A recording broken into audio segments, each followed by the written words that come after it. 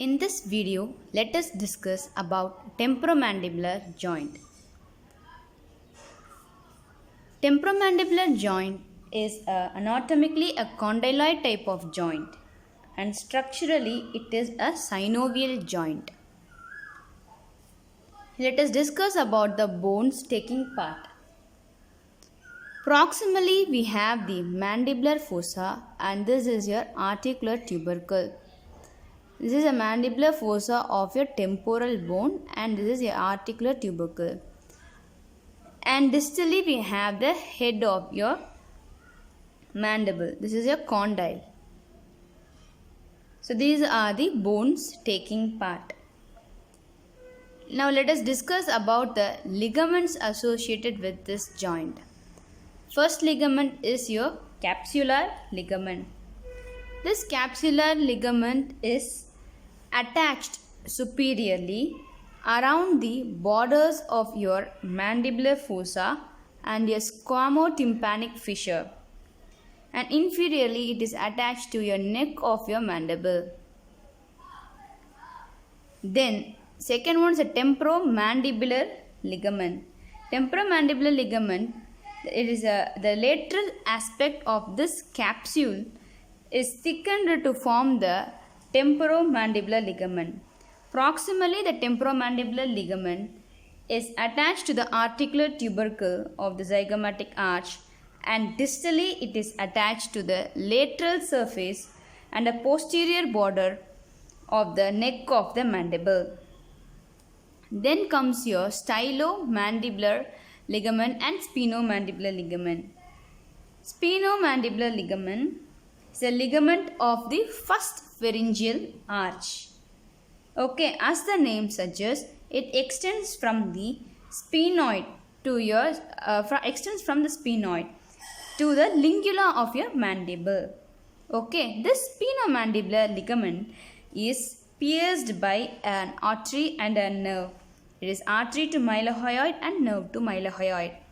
Now let us discuss about stylomandibular ligament. Stylomandibular ligament is actually a condensation of your deep cervical fascia.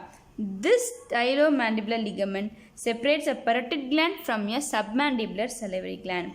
And this stylomandibular ligament is pierced by facial artery. So, we have seen that the bones taking part are your the temporomandibular joint are your temporal bone, mandibular fossa and your articular tubercle and your head of the mandible. And this joint is surrounded by a capsule. And you also have an intra-articular disc and this disc divides the joint into upper compartment and lower compartment. Now let us discuss about this articular disc. This articular disc is concavo-convex in shape. It is a degenerated tendon of your lateral pterygoid muscle. So these are the parts of your articular disc. It have an anterior extension, anterior band, intermediate zone, posterior band and a bilaminar zone. This is a bilaminar zone and between this bilaminar zone venous plexus is situated. Now let us discuss about the nerve supply, blood supply and the lymphatic drainage. Nerve supply is by the nerve to masseter and auriculotemporal nerve. And blood supply, superficial temporal artery and maxillary artery. And lymphatic drainage is via the preauricular lymph node, parotid lymph node and deep cervical lymph nodes. So the nerves are nerve to masseter auriculotemporal nerve, superficial temporal artery blood supply and maxillary artery blood supply. Lymphatic drainage, preauricular lymph node, parotid and deep cervical lymph node. Now let us discuss about the movements associated with the joint. Elevation, depression, protraction, retraction and side to side movements. So elevation and depression, that is opening and closing, usually happens in your inferior compartment. The head of the mandible rotates and this movement occurs in transverse axis. Then we have protraction and retraction. This movement happens in your superior compartment. Now let us see about the muscles associated with the movements. So protraction, when you bring your jaw forward, medial and lateral pterygoid muscle plays an important role. In retraction, your temporalis muscle, posterior fibers of your temporalis muscle. And depression, I usually have a clue to remember this muscle, like whenever you are being lagging, you will find depressed. So lateral pterygoid, anterior belly of digastric and geniohyoid are the muscles associated with the opening of the jaw. And closing of jaw is MMT. It is masseter, medial pterygoid and temporalis. Side to side movement, lateral pterygoid of one side and medial pterygoid of other side acts alternatively.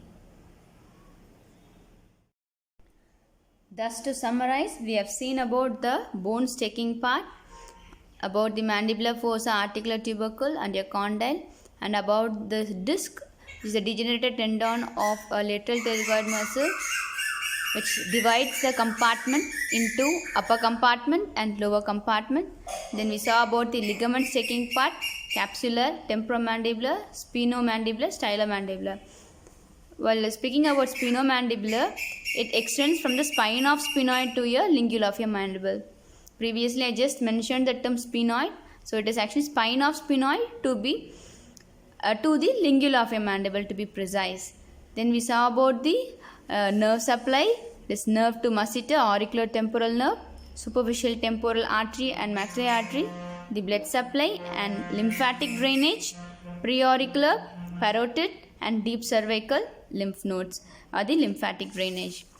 Then we also saw about the muscles responsible for the various movements of the joint, that is protraction, elevation, depression and side to side movements.